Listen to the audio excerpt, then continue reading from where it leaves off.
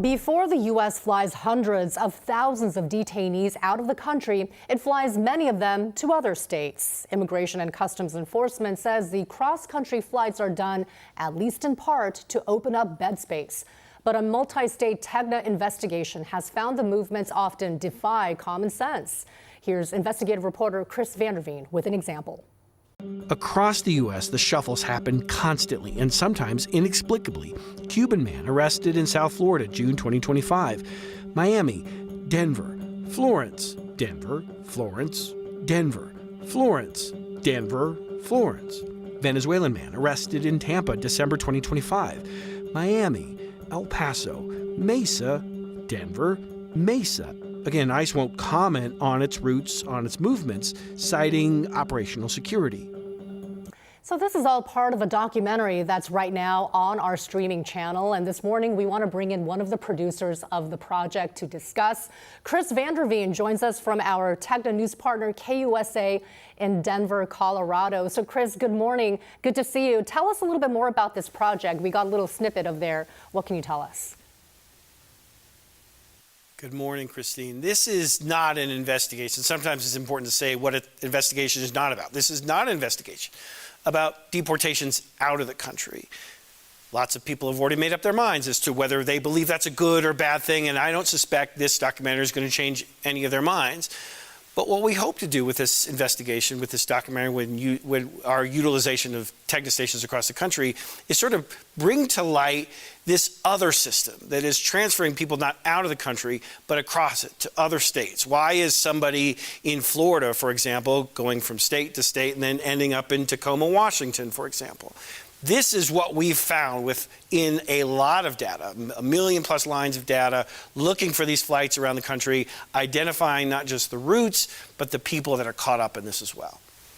You know, when we see in that map, that graphic, the flights going back and forth, what might be the reasons why ICE is taking that particular approach? Well, ICE will say it's a bed space issue, but it doesn't appear to be as simple as that. A lot of lawyers and judges around the country are growing increasingly concerned that they believe that ICE is intentionally doing this to put people away from families, from legal representation, and just honestly to try to encourage them to self-deport. But the net result of this is a lot of confusion around the country, a lot of money being spent, and a growing list of federal judges that are telling ICE what you're doing is wrong and you need to stop doing this, at least in individual cases. Chris, of course, it's not very cheap to fly planes back and forth like that. Do we have a sense of how much this might be costing taxpayers?